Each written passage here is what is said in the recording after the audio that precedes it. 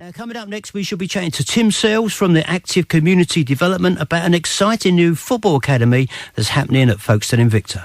105.9 Academy FM. The Folkestone and Hythe Sports Podcast. OK, we're joined now by Tim Sells, the Sports Development Manager at Active Community Development. And I only picked up on this story yesterday about a new football academy starting up at Folkestone Invicta. Hello, Tim, how are you? Hi, Kevin. Yeah, I'm good, thanks, mate. I've got a bit of man flu, but I'm soldiering on. Yeah, you sound a bit groggy there. You sounded so good yesterday. Still, never mind. I'm sure you'll soldier on, Tim. Now, Tim, we've got this great project coming up here. But first of all, tell me a little bit about your background. Okay, mate. I'll try and give you a shortened version, otherwise we'd be all day. But basically, I've been working in sports development for the last 10 years. Right. I started working for an organisation called Kent Sport, who run Sport England projects at a county level.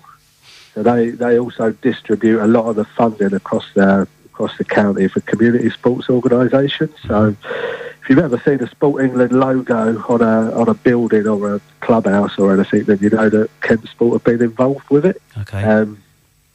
My work there was as the head of primary school sport. Mm-hmm. So basically, I was advising all the primary schools in Kent and Medway in ways to improve their primary PE.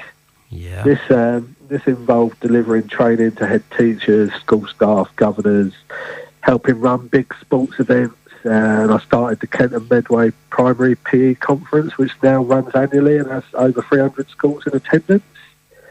Yeah. That's where I started. Then I was lucky enough to be informed about a job opportunity coming up at Crystal Palace as the football development manager for the foundation. So I applied for the role and was fortunate enough to get it. I was based up at Selhurst Park, but I live in Herne Bay, so it's a nice 2-hour drive every day, which was fun. But basically I was in charge of managing all of the football programmes there, so that was overseeing and writing the football syllabus for the 12 development centres across Bromley, South London and Surrey, in line with the main academy's curriculum. I was writing the course programme for 5 post-16 academies, which is similar to what we're going to be doing with Folkestone, and I was dealing with the day-to-day management of them. I also oversaw an international football programme with Roehampton Uni, where we would get US students come over to take part in a full-time football programme while studying for a degree. Wow. So that's my work background, shall we say. So, that is a fantastic background, and it sounds like you're the man for the job, so to speak. But how did this partnership between, how did it all kick off, really, literally, over at Folkestone Invicta? Yeah, well, basically, outside of my day jobs and that, I've also been a coach for the last 15 years, so I've worked in both the Gillingham and Palace academies, but I also do the Canterbury Christchurch University football teams. They've got 4 teams, and I do 2, and a good friend of mine, Mark Taylor, does the other 2. Right. So basically, Mark has been working for Active Community Development now for, I think, the past 5 years. Right. So we've always got on well, and Mark was always quite keen for us to sort of work together, so I'm trying to cut a very long story short here for you, Kevin, but basically Mark said that I should have a meeting with the director of Active Community Development, who's a guy called Dom Castle. Yeah, I know Dom, yeah.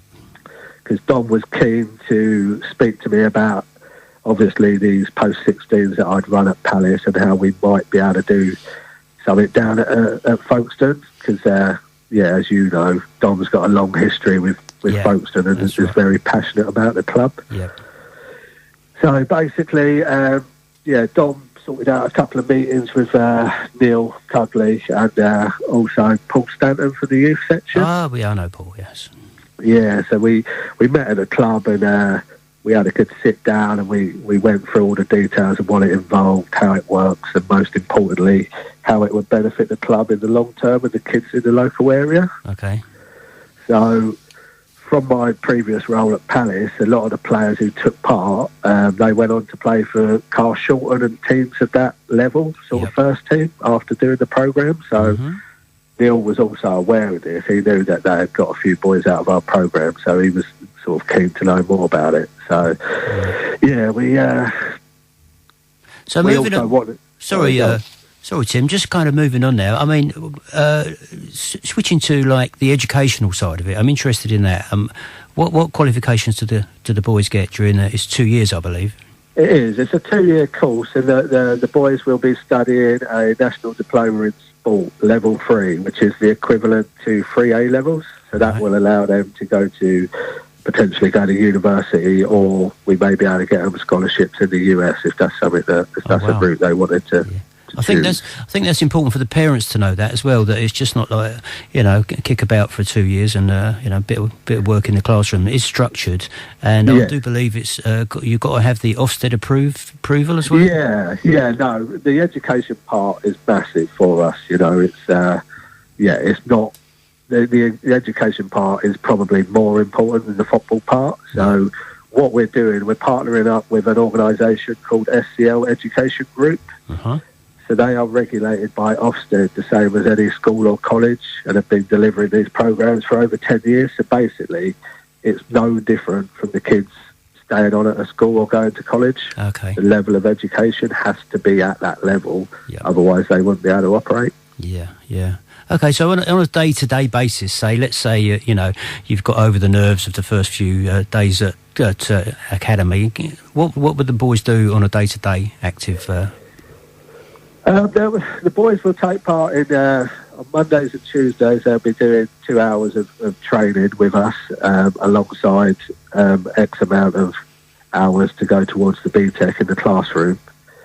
The classroom will be based at the club as well. So basically, we'll be training at Free Hill Sports Park. Yep. So, but I was hoping in the near future to be able to get the education provider on here to talk to you. Would that be possible, potentially? Yeah, we can have a chat about that. Yes, certainly. It would just be, they would be able to answer a lot more questions on that side for you. But basically, we would be going through structured game models. We would be talking about nutrition and stuff like that. And, basically replicating what kids in professional academies do. Okay. So, from a boy's point of view, they get stuck in, they're getting comfortable, and, let's say a team is taking shape. Who will you play against? Right. This year, starting from September, we'll be looking to join the SCL League. So they will be playing against teams like West Ham, Palace, Charlton, amongst many others. If we come within the top 2 of that league, because it's done regionally, we would then be playing in the national sort of finals, which would take part in a Premiership ground. Okay, so I'll tell you, this is really exciting news for when football's in a bit of doom and gloom at the moment. So Tim, now before we go, just tell me what's the next stage is. The parents might have picked up on this. The boys are, perhaps listening to it. And how do they get involved? Yeah, well, basically, I do apologise, but I'm waiting for a new work phone to turn up tomorrow, so I haven't got a phone number. But they can contact me directly on email, which is Tim, Tim. .sells SELLS at Active Community Dev, so that's Active Community DEV, all one word, .co.uk, or they can find us on Facebook, which is Active Community Development, or Twitter, which is at Active Com 2Ms Dev, so Active COMMDEV. Alternatively, they could contact Folkestone, who will pass them on to us. Moving forward, we're looking to have a section on Folkestone Invicta's website anyway, which will have more details and such. We've also got our own website, which is activecommunitydev.co.uk. Well, Tim, send me over a copy of all those addresses, and I'll post them on my Facebook, on my Sports Ferret Facebook page. So I just want to say thanks, Tim, for coming on the show with this great piece of footballing news. And we'll be keeping in touch and progress and asking you for more updates. So that was Tim Sells there. Thank you, Tim, from the Active Community Development.